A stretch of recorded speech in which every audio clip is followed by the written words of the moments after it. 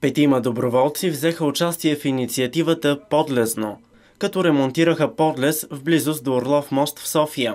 Те са студенти в Университета за архитектура, строителство и геодезия, обединени от желанието София да стане по-чист и красив град.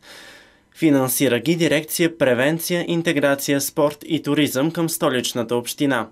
А към инициативата се присъедини и Българският червен кръст. Идеята беше да направим природни мотиви от екоматериали и материали, които изглеждат добре. Отдавна имам това желание да се живее в една по-добра страна. Смисъл да бъде чиста и приветлива.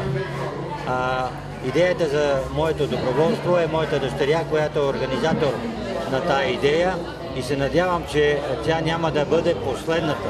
Виждам, че е първата, но дълбоко в себе си се надявам да не е последната. А с какво впечатление останаха гражданите? Да, харесва ми. Много добре.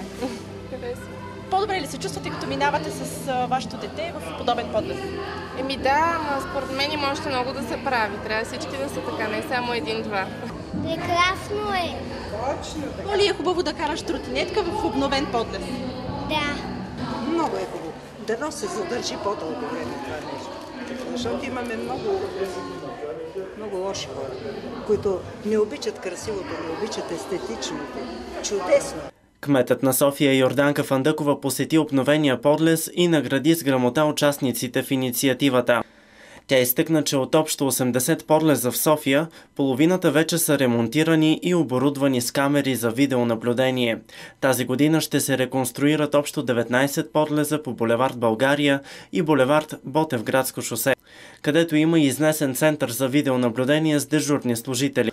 Нов подлез е изграден до естакадата при семинарията.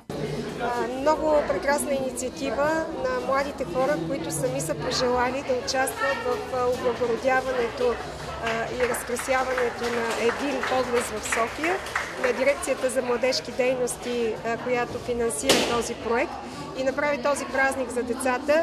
Най-важното и впечатляващото е това, именно желанието на хората да участват в облагородяването на града, което е гаранция за това да пазим това, което правим. И аз вярвам, че този подлез ще се пази повече от всички останали, защото тук е положен и доброволен труд. Доброволците обещават, че ще се включат и в следващите проекти за обновяване на други подлези.